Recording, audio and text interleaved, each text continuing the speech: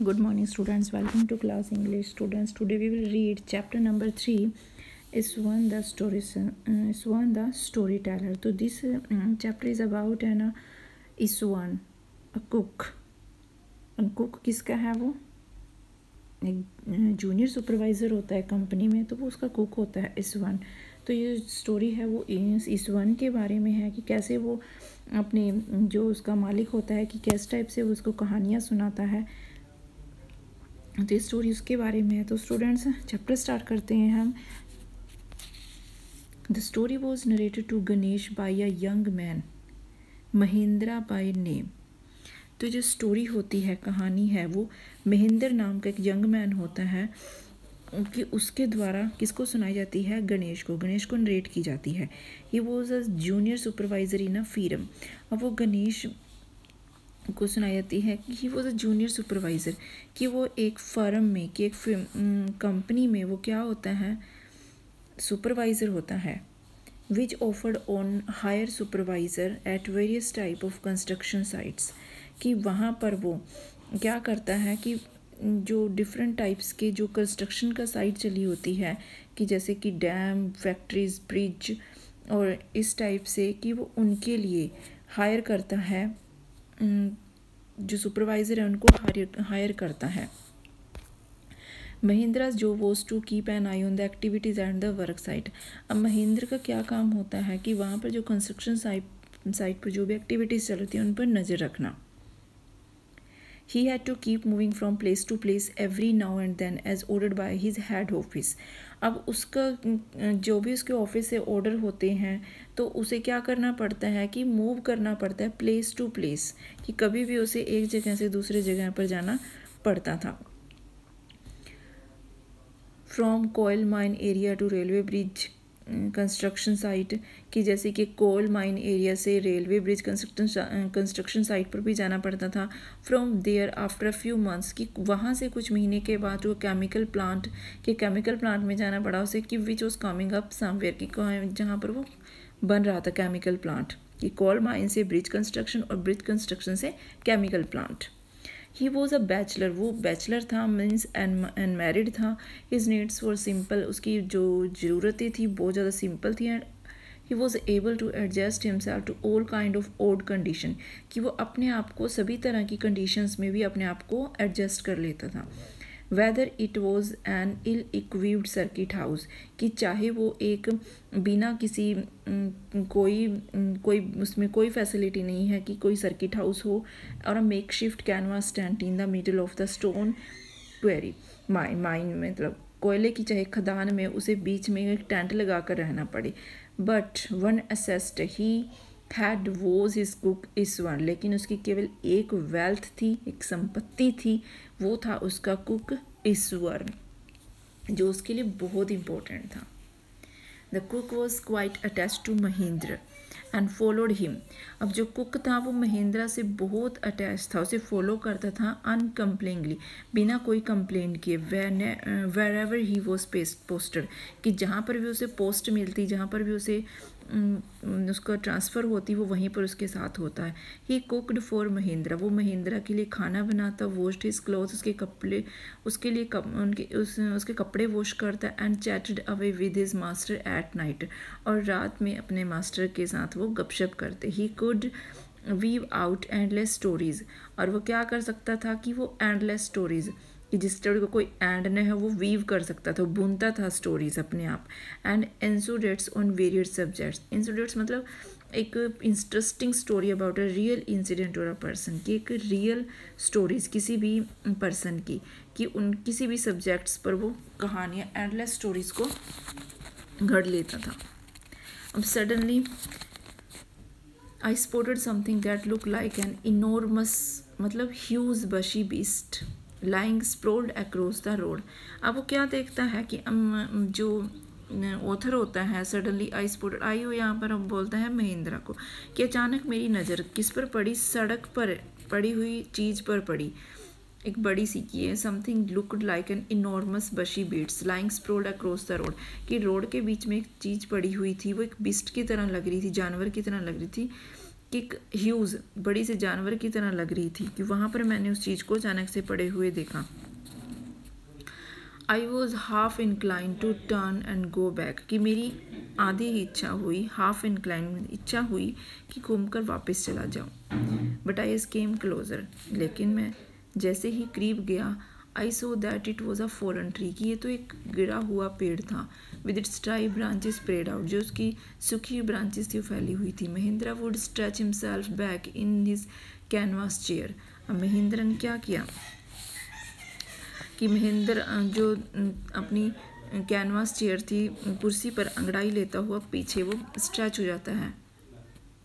And listen to स्वर्ण tales uncritically, कि without judging दम, कि वो क्या करता है, इस वर्ण की जो स्टोरी है बिना किसी क्रिटिसाइज़ किए उसको उसके किस्से सुनता रहता है, कि फिर से उसको क्या करता है कि स्टोरी सुनता रहता है उसकी।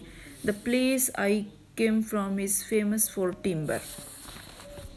अब बोलते कि जिस जगह से मैं आया था, कि वहाँ पर जहाँ पहले मेरी पोस्टिंग थी, कि वो जो प्लेस था वो टिम्बर के लिए, मतलब इमारती लकड़ी के लिए बहुत फेमस है।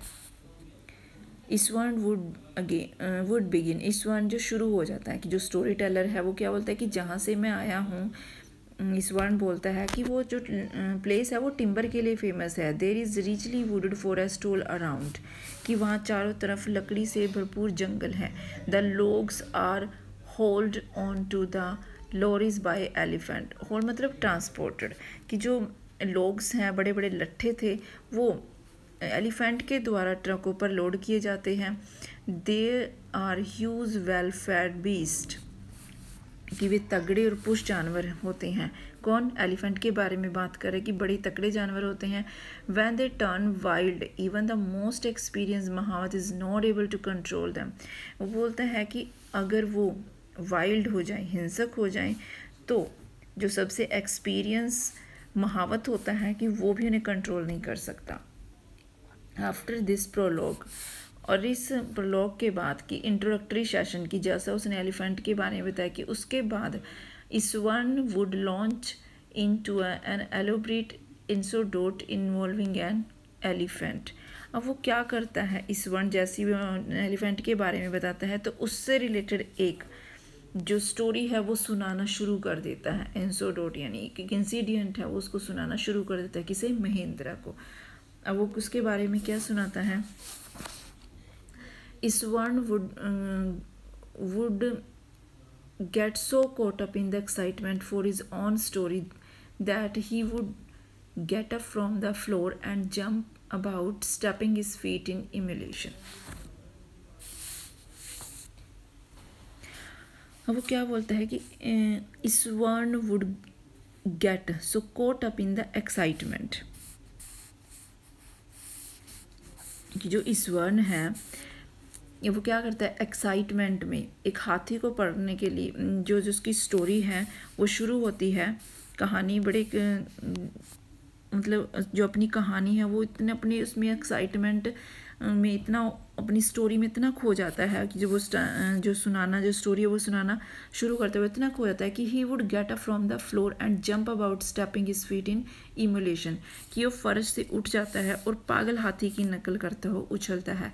कि वो जब वो स्टोरी सुनाना शुरू करता है तो वो जंप करता है फ्लोर पर and stamping his foot in emulation, और अपनी फुट को स्टैम्प करता है। Emulation means effort to match surpass a person of achievement typically by imitation of the mad elephant, mean कि एक पागल हाथी की तरह वो भी उछलने लगता है। The elephant reached the outskirts of our town breaking the fence down like matchsticks he would continue.